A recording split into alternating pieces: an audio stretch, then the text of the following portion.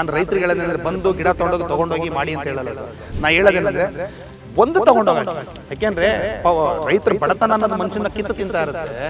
ಹಾಗೇನು ಒಂದನ್ನ ಹಾಕಿ ನಿಜವಾಗ್ಲೂ ನಿಮಗೆ ಬರುತ್ತೆ ಅಂತ ನಾವು ಹೇಳೋಕ್ಕಿಂತ ಅವರೇ ನಂಬಬೇಕು. ಹೌದು, ನನ್ನ ಭೂಮಿಗೆ ಇದು ಬರುತ್ತೆ ನಿಜ, ಆ ವ್ಯಕ್ತಿಗೆ ಗೊತ್ತಾದಾಗ ಆತ ಬೇಕಾದ್ರೆ ಆಮೇಲೆ ಬೇಕಾದ್ರೆ ಮಾಡಿ. ಗಿಡ ಮರ ರೈತ ನನ್ನ ಹತ್ರ 3 ತಳಿ 714 ಅಂತ ಒಂದು ಇದೆ, A4 ಅಂತ ಒಂದು ಇದೆ, 816 ಅಂತ ಒಂದಿದೆ. ಮೆಕಾಡೋಮಿಯಾಗೆ ಪ್ರೂಮಿಂಗ್ ಕಂಪಲ್ಸರಿ. ಇವತ್ತು ಕುಡ್ಲಲ್ಲಿ ಮಾಡ್ತೀವಿ, ದೊಡ್ಡ ಮರ ಆದ್ಮೇಲೆ ರಂಪದಲ್ಲಿ ಪ್ರೂಮಿಂಗ್ ಮಾಡಬೇಕು. ಹಾಯ್ ಹಲೋ ನಮಸ್ಕಾರ, welcome to freedom farming Kannada YouTube channel. ನಾನು ಚೈತ್ರ. ಸ್ನೇಹಿತರೆ, ನಮ್ಮ ರೈತರು ವರ್ಷ ಪೂರ್ತಿ ಕಷ್ಟಪಟ್ಟು ದುಡಿತಾರೆ. ಸೊ ಜೋಳ ಆಗಿರ್ಬೋದು, ರಾಗಿ ಆಗಿರ್ಬೋದು, ಕಬ್ಬು ಆಗಿರ್ಬೋದು, ಹೀಗೆ ಬೇರೆ ಬೇರೆ ಬೆಳೆಗಳನ್ನ ಬೆಳೀತಾರೆ. ವರ್ಷಕ್ಕೆ 1 ರಿಂದ 2 ಲಕ್ಷ ಲಾಭ ಬಂತು ಅಂತಂದ್ರೆ ಅದರಲ್ಲೇ ಖುಷಿ ಪಡ್ತಾರೆ. ಆದ್ರೆ ರೈತರೇ, ನೀವು ಯೋಚನೆ ಮಾಡಿ, 1 ಎಕರೆಯಲ್ಲಿ ನೀವು ಮನಸ್ಸು ಮಾಡಿದ್ರೆ 20 ಲಕ್ಷದವರೆಗೆ ಆದಾಯವನ್ನ ಈ ಒಂದು ಕೃಷಿ ಮೂಲಕ ಗಳಿಸಬಹುದು. ಹಾಗಾದ್ರೆ ಯಾವ್ದಪ್ಪ ಕೃಷಿ?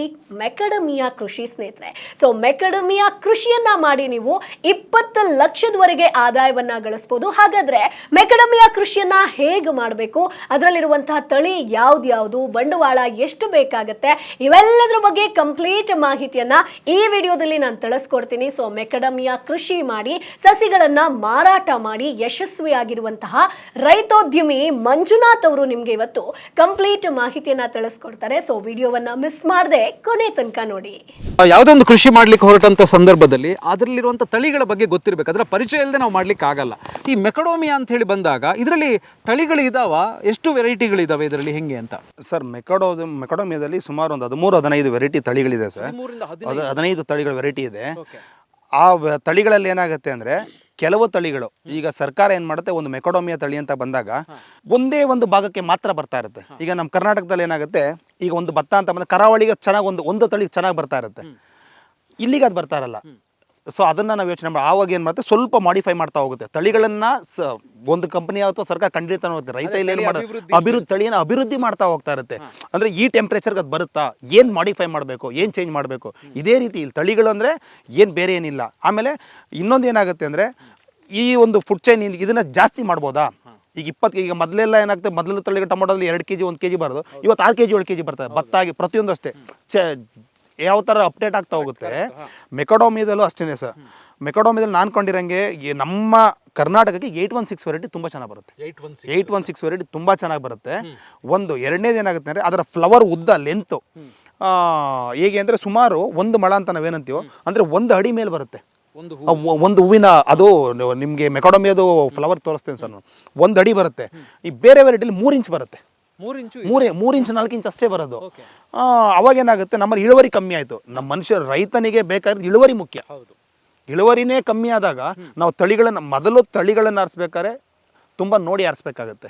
ಸೊ ಇದು ವೆರಿ ಇಂಪಾರ್ಟೆಂಟ್ ಪಾಯಿಂಟ್. ಯಾಕೆಂದ್ರೆ ಕೆಲವೊಂದು ಸರ್ತಿ ನಾವು ಸಣ್ಣದು ತಂದು ಬಿಟ್ರೆ ನಮಗೆ ಇಳುವರಿ ಕಡಿಮೆ ಆಗುತ್ತೆ. ಹೌದು, ಈಗ ನಾವು ಈಗ ಮ್ಯಾಂಗೋನು ಅಷ್ಟೇ, ನಾನು ಆಗ್ಲೇ ಹೇಳ್ದಂಗೆ ನಮ್ಗೆ ಯಾವ್ದು ರೇಟ್ ಚೆನ್ನಾಗಿರುತ್ತೆ ಅದನ್ನ ಹಾಕ್ಬೇಕಾಗುತ್ತೆ. ನಾವು ನೀಲಮ್ ಹಾಕ್ಬಿಟ್ರೆ 2 ರೂಪಾಯಿ kg, ಅದೇ ಮಲ್ಲಿಕ ಹಾಕಿದ್ರೆ 35-40 ರೂಪಾಯಿ kg ಇರುತ್ತೆ. 2 ಮಾವಿನಕಾಯಿನೇ, ಇಲ್ಲ ಅಂತ ಅಲ್ಲ. ಈಗ ಅದ್ರ ನೀಲಮ್ ಆಗಿರ್ಬೋದು, ತೋತಾಪುರಿ ಆಗಿರ್ಬೋದು, ಬಾದಾಮಿ ಆಗಿರ್ಬೋದು, ಅದ್ರ ಹೇಗೆ ತಳಿಗಳನ್ನ ಆರಿಸ್ತಾ ಹೋಗ್ತೀವೋ, ಮೆಕಾಡೋಮಿಯಾದಲ್ಲೂ ತಳಿಗಳಿದೆ. ನೀವು ಅದನ್ನ ಸ್ವಲ್ಪ ವಿದ್ಯಾವಂತ ರೈತರಾದಾಗ ಗೂಗಲಲ್ಲಿ ಸರ್ಚ್ ಮಾಡ್ತಾರೆ, ಯಾವ ತಳಿ ಇದೆ, ಯಾವ ತಳಿ ಎಷ್ಟು ಟೆಂಪ್ರೇಚರ್ ಬರುತ್ತೆ, ಆ ತಳಿನ ಕಂಡು ವಿಧಾನ ಯಾವುದು. ಸೊ ಇದೇ ತಳಿ ಅಂತ ಹೆಂಗೆ ಐಡೆಂಟಿಫೈ ಮಾಡ್ಬೇಕು ನಾವು ಅಂತ.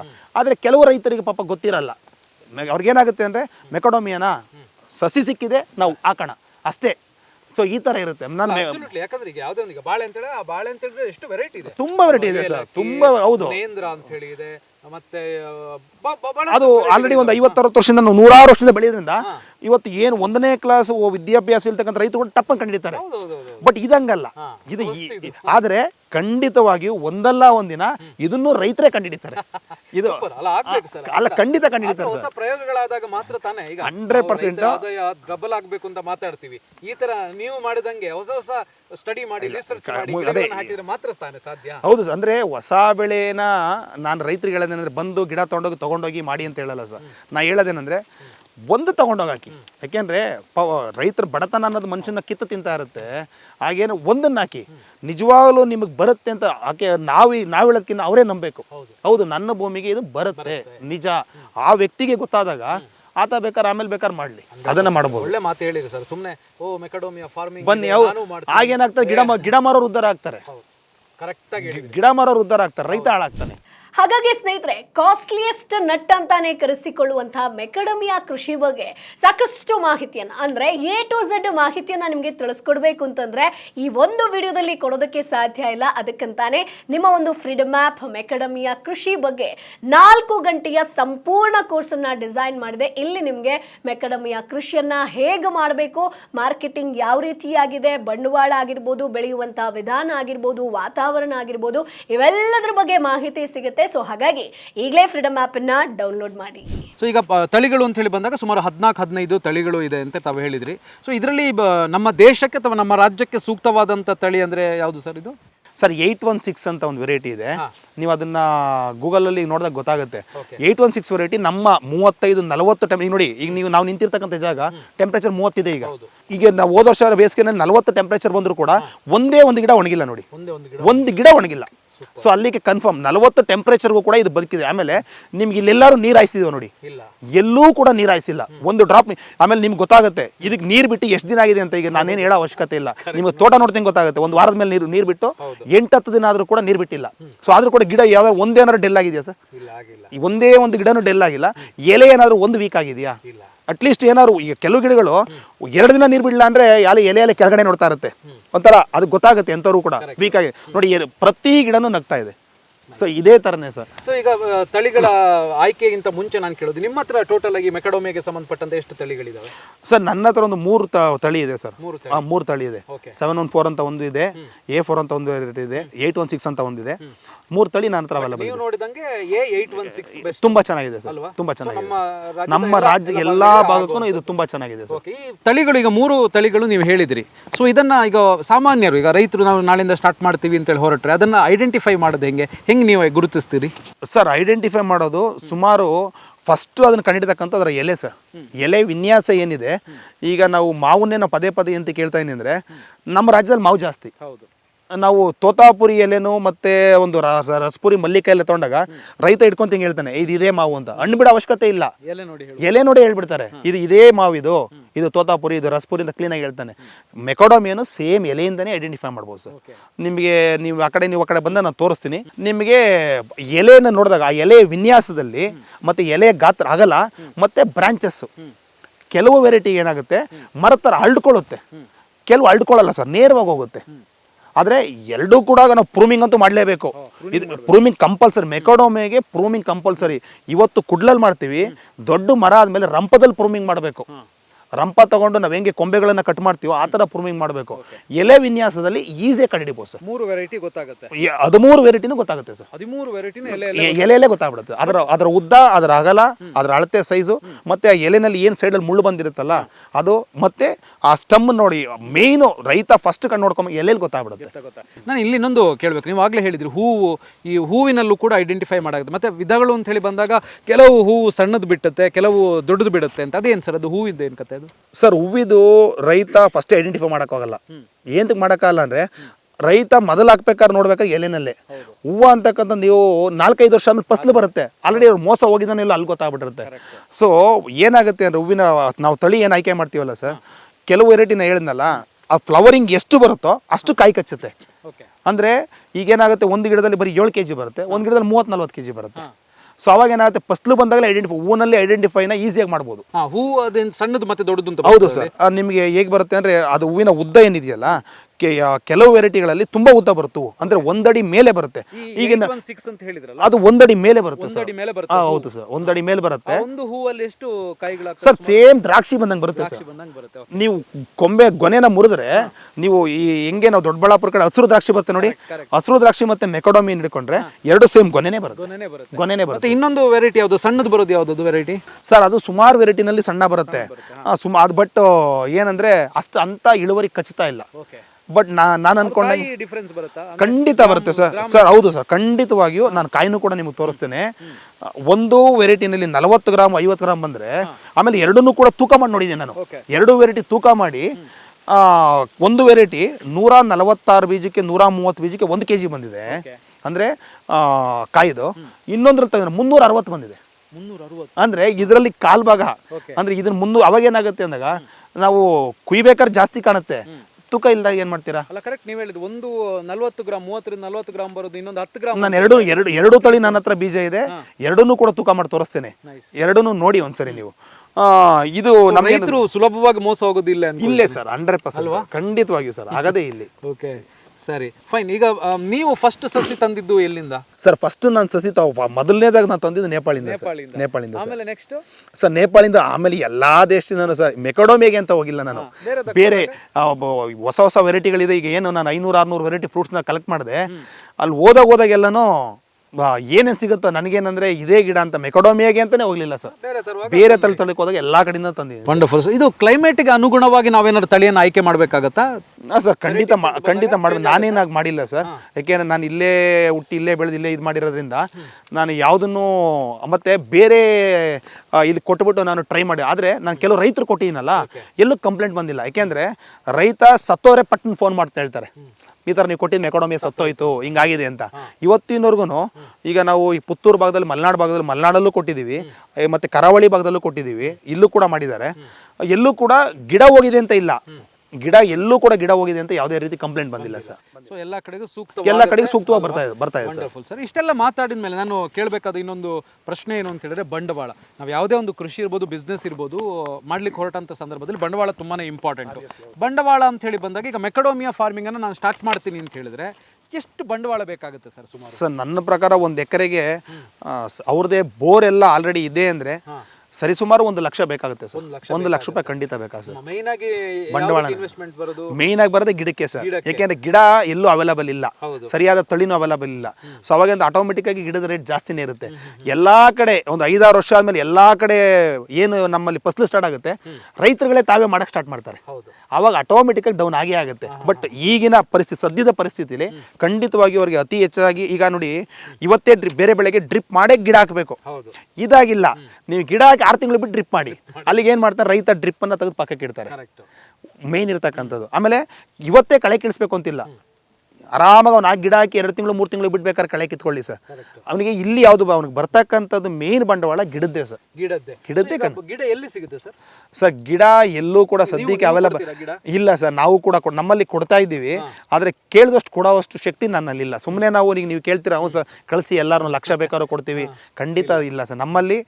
ನನ್ನಲ್ಲಿ ಸಾಧ್ಯವಾದಷ್ಟು ತೀರಾ ಹತ್ತಿರದ ರೈತರಿಗೆ ನನ್ನಲ್ಲಿ ಎಷ್ಟು ಶಕ್ತಿ ಇದೆ ಅಷ್ಟನ್ನು ಮಾತ್ರ ಕೊಡ್ತಾ ಇದ್ದೀನಿ. ಈಗ ಬೇರೆ ಕಡೆ ತರೋದಿದ್ರೆ ಎಲ್ಲಿಂದ ನೀವು ಇದು ಮಾಡಿ? ಎಲ್ಲೂ ತರಿಸ್ತಾ ಇಲ್ಲ ಸರ್. ಏನಕ್ಕೆ ತರಿಸ್ತಾ ಇಲ್ಲ ಅಂದರೆ, ಆಸ್ ಪರ್ ದ ರೂಲ್ಸ್, ನಮ್ಮ ಭಾರತ ಸರ್ಕಾರದ ರೂಲ್ಸ್ ಏನಿದೆ ಅಂದರೆ, ನಾನು ಪ್ರಯತ್ನ ಪಟ್ಟೆ ಸರ್ ತರಿಸ್ಲಿಕ್ಕೆ. ಸಸಿಯನ್ನು ಒಂದು ದೇಶದಿಂದ ಒಂದು ದೇಶಕ್ಕೆ ತರಿಸ್ಬೇಕು ಅಂದರೆ ಪ್ಲಾಂಟು ಬ್ಯಾನ್ ಇದೆ. ಹೌದು ಖಂಡಿತ ಸರ್ಕಾರ. ಯಾಕೆಂದ್ರೆ ಈಗ ಕಳೆಗಳು ಕಾಂಗ್ರೆಸ್ ಗಿಡ ಬೇರೆ ದೇಶದಿಂದ ಬಂತು, ಈಗ ಎಲ್ಲ ಅಲ್ಲಿ ಕಳೆ ಇಲ್ಲಿಗೆ ಬರುತ್ತೆ ಅಂದ್ಬಿಟ್ಟು ಒಂದು ದೇಶದಿಂದ ಒಂದು ದೇಶಕ್ಕೆ ಪ್ಲಾಂಟ್ನ ತರೋಗಿಲ್ಲ. ತುಂಬಾ ಪ್ರೊಸೀಜರ್ ಇದೆ. ಗಿಡನ ತಂದ್ರೆ 21 ದಿನ 25 ದಿನ ಕ್ವಾರಂಟೈನಲ್ಲಿ ಇಡಬೇಕು. ಇದನ್ನೆಲ್ಲ ನಾನು ಅನುಭವಿಸಿದ್ದೀನಿ, ಅನುಭವಿಸಿ ಲಾಸ್ ಆಗಿದ್ದೀನಿ. ಸೊ ಕ್ವಾರಂಟೈನ್ ಇಟ್ಟಾಗ ಏನಾಗುತ್ತೆ, ಅವರು ರೂಲ್ಸ್ಗಳನ್ನೆಲ್ಲ ಫಾಲೋ ಮಾಡಿ, ಕಸ್ಟಮ್ಸ್ ರೂಲ್ಸ್ನ ಫಾಲೋ ಮಾಡಿ ಅವ್ರು ಬಿಡೋದ್ರೊಳಗೆ ಗಿಡ ಸತ್ತೋಗಿರುತ್ತೆ. ಇದು ನಾನು ಅಲ್ಲಿ ಅನುಭವಿಸಾಗಿದೆ. ಆಮೇಲೆ ಸೀಡು, ಸರಿ ಸೀಡಾರು ಬರುತ್ತಾ, ಸರಿ ಸೀಡ್ ತರೋಣ ಅಂತ ಅದನ್ನು ಟ್ರೈ ಮಾಡ್ದು, ಇದಾಗಲಿಲ್ಲ ಅಂತ. ಸೀಡ್ ತರಬೇಕಾದ್ರೆ ಪ್ರಾಬ್ಲಮ್ ಏನಂತೆ, ಅವ್ರು ಓಪನ್ ಮಾಡಿ ಇದೇನು ಅಂತ ಅವ್ರು 1 kg ತಗೊಂಡು, ಇವ್ರು ಅರ್ಧ kg ತಗೊಂಡು ಅದನ್ನೆಲ್ಲ ಓಪನ್ ಮಾಡಿ ಇದನ್ನ ನೋಡಿ, ಇನ್ನು ನಮ್ಗೆ 20 ದಿನ ಕ್ವಾರಂಟೈನಲ್ಲಿ ಇರಬೇಕು, ಮತ್ತೆ ನಂಬಿ ಅಲ್ಲಿ ಅಮೌಂಟ್ ಹಾಕೋದು ಹೇಗೆ, ಈ ಥರ ಎಲ್ಲ ನೋಡಿ ರೈತರಿಗೆ ಇದಕ್ಕೆ ನಾವು ಐಡಿಯಾನೇ ಹೇಳ್ತಲ್ಲ. ನಾನು ಕಷ್ಟ ಅನುಭವಿಸ್ತೀನಿ, ಬೇರೆಗೆ ಅದು ಬೇಡ. ಬೇರೆ ಈಗ ಏನಾಗ್ತಾರೆ ಸರ್, ರೈತ ಯಾರೋ ಒಬ್ಬ ಈಗ ನಮ್ಮಂಥವ್ರು ಏನು ಮಾಡ್ತಾರೆ, ಕೋಟಿ ಬರುತ್ತೆ ಅಂದಾಗ ಅವನು 2 ಕೋಟಿ ಖರ್ಚು ಮಾಡಿ ಗಿಡ ತರಕ್ಕೆ ರೆಡಿ ಮಾಡ್ತಾನೆ. ಸಾಲ ಸೂಲ ಆಗಲಿ ನಾನು ಬದುಕಬೇಕು ಅಂತ ಮೋಸ ಹೋಗ್ಬಿಡ್ತಾರೆ. ಯಾರಿಗೋ ಒಬ್ರಿಗೆ ಅಮೌಂಟ್ ಹಾಕಿ ತುಂಬ ಲಕ್ಷ ಕಡಲೆ ಕಳ್ಕೊಂಡಿದ್ದೀನಿ ನಾನು. ಅಮೌಂಟ್ ಹಾಕ್ತೀನಿ, ಫೋನೇ ಎತ್ತಲ್ಲ, ಸುಮಾರು ದೇಶಕ್ಕೆ ಅಮೌಂಟ್ ಹಾಕ್ತೀವಿ, ಕಳಿಸ್ತೀವಿ, ಏನೇನೋ ಹೇಳ್ತಾರೆ ಸರ್.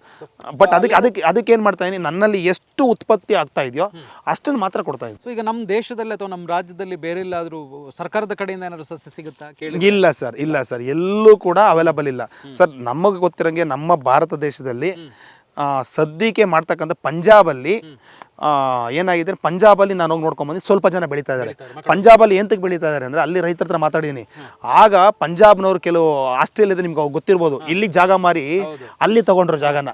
ಪಂಜಾಬ್ ಯಾವಾಗ ಆಸ್ಟ್ರೇಲಿಯಾ ಸ್ವಲ್ಪ ಲಿಂಕ್ ಚೆನ್ನಾಗಿತ್ತು, ಅಲ್ಲಿ ರೈತರು ಸ್ವಲ್ಪ ಮೆಕಾಡಮಿಯಾ ಮಾಡಿದಾರೆ ಬಿಟ್ರೆ, ಅಲ್ಲಿ ಪಂಜಾಬಲ್ಲಿ ಬಿಟ್ರೆ ನಮ್ಮಲ್ಲಿ ಕರ್ನಾಟಕದಲ್ಲಿ ಕೇರಳದಲ್ಲಿ ಸ್ವಲ್ಪ ಮಾಡಿದ್ದಾರೆ. ನಮ್ಮ ಭಾರತದಲ್ಲಿ ಮೆಕಾಡಮಿಯಾ ಅತಿ ಹೆಚ್ಚಾಗಿರೋದು ಕರ್ನಾಟಕದಲ್ಲಿ. ಈಗ ಒಂದು ಸಸಿ ನಾನೀಗ ನಾಳೆಯಿಂದ ಸ್ಟಾರ್ಟ್ ಮಾಡಬೇಕು, ಈಗ ರೈತರು ನೋಡುವಂಥವ್ರು ಎಸ್ ನಾವು ಕೂಡ ಒಂದು ಆಲ್ಟರ್ನೇಟಿವ್ ಬೆಳೆ ಮಾಡಬೇಕು ಅಂತೇಳಿ ಹೊರಟಾಗ, ಅಥವಾ ಕಂಪ್ಲೀಟ್ ಆಗಿ ಒಂದು ಬೆಳೆನ ಮಾಡಬೇಕು ಅಂತ ಹೊರಟ್ರೆ, ಈಗ ಒಂದು ಸಸಿಗೆ ಈ ಯಾವ ಥರದ ರೇಟ್ ಇರುತ್ತೆ ಅಂದರೆ ಬಂಡವಾಳ, ಇನಿಷಿಯಲ್ ಬಂಡವಾಳ ನೀವು 1 ಲಕ್ಷ ಅಂತ ಹೇಳಿದ್ರಿ. ಸೊ ಸಸಿಗೆ 1 ಎಕರೆಗೆ ಹಾಕ್ಬೇಕಿದ್ರೆ ಎಷ್ಟು ಬೇಕಾಗುತ್ತೆ ಬಂಡವಾಳ? ಸರ್ ಅವ್ರಿಗೆ ಉದಾಹರಣೆಗೆ ಒಂದು 300 ರೂಪಾಯಿಂದ ಹಿಡಿದು 1000 ರೂಪಾಯಿ ಈಗ ಅಡಿ ಮೇಲೆ ಹೋಗುತ್ತೆ ಸರ್. ಫಾರ್ ಎಕ್ಸಾಂಪಲ್ ಅವರು ಅರ್ಧ ಅಡಿಗೆ ಏನಾದ್ರು ಈಗ ನಾವು ಈಗ ತಾನೇ ಸ್ಟಾರ್ಟ್ ಮಾಡ್ತೀವಿ, ಒಂದು 3 ಇಂಚು 4 ಇಂಚು ಗಿಡ ತಗೊಂತೀವಿ, ಒಂದು 200-300 ರೂಪಾಯಿಗೆಲ್ಲ ಸಿಕ್ಬಿಡುತ್ತೆ. ಅವ್ರು ಅದೇ 1.5 ಅಡಿ 2 ಅಡಿ 5 ಅಡಿ ಗಿಡ ತಗೊಂತೀವಿ, 1,500 2,000. ಈಗ 3 ವರ್ಷ ಆಲ್ರೆಡಿ ಮೇಂಟೈನ್ ಮಾಡಿರ್ತಾರೆ ಅವರು. ಅವ್ರಿಗೆ ಒಂದು ಗಿಡನೂ ಡ್ಯಾಮೇಜೇ ಹೋಗಲ್ಲ. ಒಂದು 300 ರೂಪೀಸಿಂದ 1500 ತಗೊಂಡು ಇದು ಮಾಡ್ಬೋದು ಸರ್.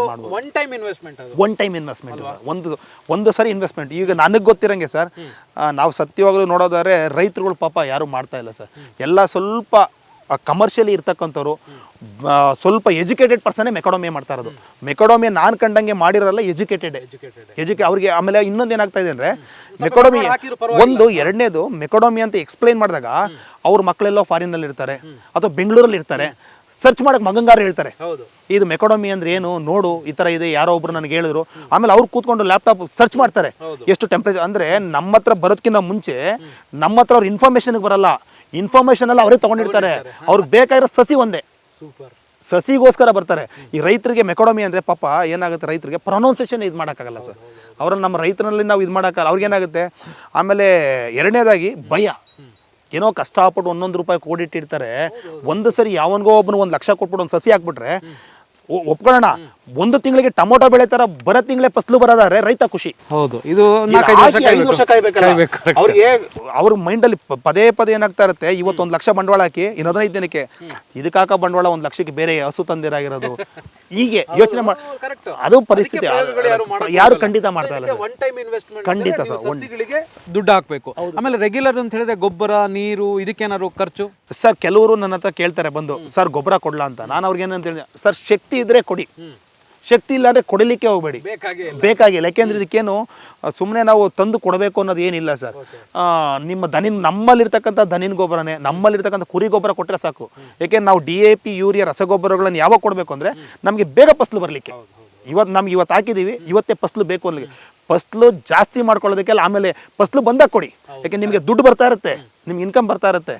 ಇನ್ಕಮ್ ಬರ್ತಾ ಇರ್ಬೇಕಾದ್ರೆ ನೀವು ಇದು ಮಾಡಿ. ಅಕಸ್ಮಾತ್ ಏನಾದ್ರು ಕೆಲವರು ತುಂಬಾ ತೀರಾ ಗಿಡ ವೀಕ್ ಆಗಿದೆ, ತುಂಬಾ ವೀಕ್ ಆಗಿದೆ ಅಂದಾಗ ಏನ್ ಮಾಡ್ಬೋದು ನೀವು, ಅದಕ್ಕೆ ಒಂದು ಕೆಜಿ ತಂದ್ಬಿಟ್ಟು ಒಂದು 10 ಗ್ರಾಮು ಸ್ವಲ್ಪ ಬೇರಿಂದ ಒಂದು ಅರ್ಧ ಅಡಿ ದೂರ ಕೊಡಿ.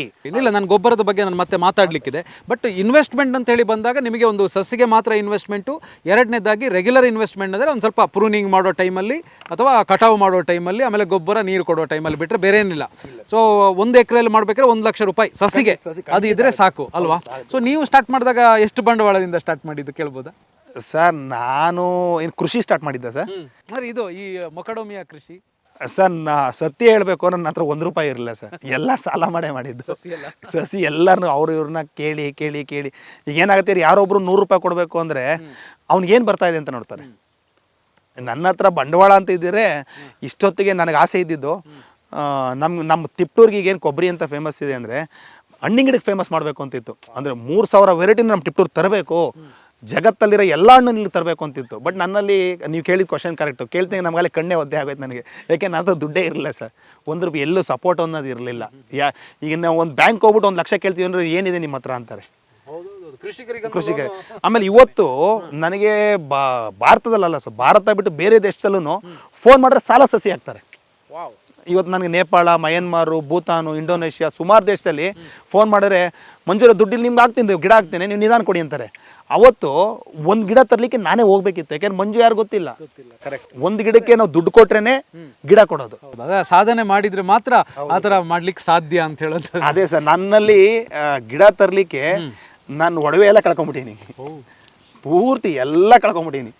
ಆ ಮಟ್ಟಕ್ಕೆ ನಾನು ಪ್ರತಿಯೊಂದು ಗಿಡನೂ ತಂದು ಸುಮಾರು ಅಲ್ಲಿ ಒಂದು 600-700 ವೆರೈಟಿ ಹಣ್ಣಿನ ಗಿಡ ಮಾಡಿದ್ದೀನಿ ಸರ್. Super sir. 3,000ದಲ್ಲಿ 600 ಆಗಿದೆ. 600 ವೆರೈಟಿ ಆಗಿದೆ ಸರ್. 3,000 ರೀಚ್ ಮಾಡುವಂಗೆ ಸರ್ ಬರೋ ವರ್ಷಕ್ಕೆ ಖಂಡಿತ 1,000 2,000 ಅಂತ ಖಂಡಿತ ಮಾಡ್ತೀನಿ ಸರ್. Super sir. ಸರ್ ಇವಾಗ ನೀವು ಮಾತನಾಡ್ಬೇಕಾದ್ರೆ ಲೋನ್ ಬಗ್ಗೆ ಮಾತಾಡಿದ್ರಿ. ಈ ಮೆಕಡೋಮಿಯಾ ಫಾರ್ಮಿಂಗ್ ಮಾಡ್ಲಿಕ್ಕೆ ಏನಾದ್ರು ಹೊರಟ್ರೆ ಲೋನ್ ಎಲ್ಲ ಸಿಗುತ್ತಾ ಬ್ಯಾಂಕಿಂದ ಹೆಂಗೆ? ಇಲ್ಲ ಸರ್, ಆ ಸರ್ಕಾರದಲ್ಲಿ ಅಥವಾ ಬ್ಯಾಂಕಲ್ಲೇ ಆಗಲಿ, ಯಾವುದೇ ಒಂದು ಸರ್ಕಾರ ಆಗಲಿ ಯಾವುದೇ ಒಂದು ಬ್ಯಾಂಕ್ ಆಗಲಿ ಲೋನ್ ಅಂತ ಯಾವಾಗ ಕೊಡುತ್ತೆ ಅಂದರೆ ಸಕ್ಸಸ್ ಆದಮೇಲೆ. ಸಕ್ಸಸ್ ಆಗತ್ತಕ್ಕೆ ಯಾರು ಕೂಡ ಕೊಡಲ್ಲ. ಈಗ ತೆಂಗು ಚೆನ್ನಾಗಿ ಅಡಿಕೆ ಸಕ್ಸಸ್ ಆಗಿದೆ, ಈಗ ಕೊಡ್ತಾರೆ. ಹೊಸ ಬೆಳೆಗೆ ಈಗ ನಾವು ಇದನ್ನ ಮಾಡ್ತೀವಿ ಅಂತ ಹೊರಟಾಗ ಮನೆ ತಂದೆ ತಾಯಿನೇ ನಂಬಲ್ಲ, ಬ್ಯಾಂಕಿಂಗ್ ನಂಬ್ತದೆ ಸರ್. ಮೆಕಡೋಮಿ ಏನು ಅಂದ್ರೆ ಮ್ಯಾನೇಜರ್ ಅಂದರೆ ಅಡಿಕೆ ಹಾಕಿ ಕೊಡ್ತೀವಿ, ಸೀಮೆ ಸಹ ಕಟ್ಟಿ ಬೇಕಾದ್ರೆ ಕೊಡ್ತೀವಿ. ನೀವು ಮೆಕಡೋಮಿಯಾ ಮಾಡ್ತೀನಿ, ಅದು ಯಾವುದೋ ದೇಶದ ಬೆಳೆ ಮಾಡ್ತೀನಿ, ಲೋನ್ ಕೊಡು ಅಂದರೆ ಖಂಡಿತ ಕೊಡಲ್ಲ ಸರ್. ಬೇರೆ ಏನಾದ್ರು ಲೋನ್ ಮಾಡಿಕೊಂಡು ನೀವು ದುಡ್ಡಿಲ್ಲ ಅಂದರೆ ಖಂಡಿತವಾಗಿಯೂ ನಾವು ಬೇರೆ ಯಾವ್ದಾದ್ರು ದಾರಿ ಮಾಡ್ಕೊಂಡೇ ಮಾಡಬೇಕಾಗುತ್ತೆ. ಕೆಲವೊಂದು ಪ್ಲಾಂಟ್ಸಿಗೆ ಪರ್ಮಿಷನ್ ಎಲ್ಲ ತಗೊಳ್ಬೇಕು ಅಂತ ಹೇಳ್ತಾರೆ. ಇದಕ್ಕೇನಾದ್ರು ಆ ಥರ ಈಗ ಬೇರೆ ದೇಶದ ತಳಿ ಆಗಿರೋದ್ರಿಂದ ಇದಕ್ಕೇನಾದ್ರು ಪರ್ಮಿಷನ್ನು, ಲೈಸೆನ್ಸು, ರಿಜಿಸ್ಟ್ರೇಷನ್ ಇಲ್ಲ ಸರ್. ಮೆಕಡೋಮಿಯಾ ಬೆಳೆ ಇದು ಬಂದು ಆ್ಯಕ್ಚುಲಿ ಅಗ್ರಿಕಲ್ಚರ್ ಇದು ತಿನ್ನೋ ಐಟಮ್ ಆಗಿರೋದ್ರಿಂದ ಯಾವುದೇ ರೀತಿಯಾದಂಥ ಸರ್ಕಾರದಿಂದ ಪರ್ಮಿಷನ್ ಆಗಲಿ ಅಥವಾ ಅಡೆತಡೆಗಳಾಗಲಿ ಯಾವುದು ಸರ್ಕಾರದಲ್ಲಿ ನಾವು ಯಾವುದೇ ಒಂದು ಬೆಳೆನ ಕೆಲವೊಂದು ಬೆಳೆ ಬಿಟ್ಟು ಈ ಥರ ಬೆಳೆಗಳನ್ನ ಮಾಡಲಿಕ್ಕೆ ಏನು ಅಡೆತಡೆ ಅಂತ ಯಾವ್ದು ಲೈಸೆನ್ಸಿನ ಅವಶ್ಯಕತೆನೂ ಇಲ್ಲ ಸರ್. ಏನು ಅವಶ್ಯಕತೆ ಯಾರು ಬೇಕಾದ್ರೂ. ಇನ್ಶೂರೆನ್ಸ್ ಏನಾದ್ರು ಇದೆಯಾ ಸರ್ ಇದಕ್ಕೆ? ಇಲ್ಲ ಸರ್. ಕಾಸ್ಟ್ ಸರ್ ಇನ್ಶೂರೆನ್ಸು ಈಗ ಸದ್ಯಕ್ಕೆ ಯಾವುದು ಇಲ್ಲ ಸರ್. ಯಾವ ಇನ್ಶೂರೆನ್ಸ್ ಇಲ್ಲ. ಇನ್ಶೂರೆನ್ಸ್ ಎಲ್ಲ ಮಾಡಿಸ್ತಾರಲ್ಲ ಅದಕ್ಕೆ? ಇಲ್ಲ ಸರ್, ಯಾವುದು ಇಲ್ಲ ಸರ್. ಸೊ ಮೆಕಡಮಿಯಾ ಕೃಷಿ ಬಗ್ಗೆ ಸಾಕಷ್ಟು ಮಾಹಿತಿ ನಿಮಗೆ ಸಿಕ್ಕಿರುತ್ತೆ ಅಂತ ಅನ್ಕೊಳ್ತೀನಿ. ಮುಂದಿನ ವಿಡಿಯೋದಲ್ಲಿ ಮತ್ತೊಂದು ಕೃಷಿ ಐಡಿಯಾ ಜೊತೆ, ಮತ್ತೊಂದು ಕೃಷಿ ಮಾಹಿತಿ ಜೊತೆ ನಾನು ನಿಮ್ಮ ಮುಂದೆ ಹಾಜರಿರ್ತೀನಿ. ಅಲ್ಲಿವರೆಗೂ ಟಡಬೈ ಬಾಯ್.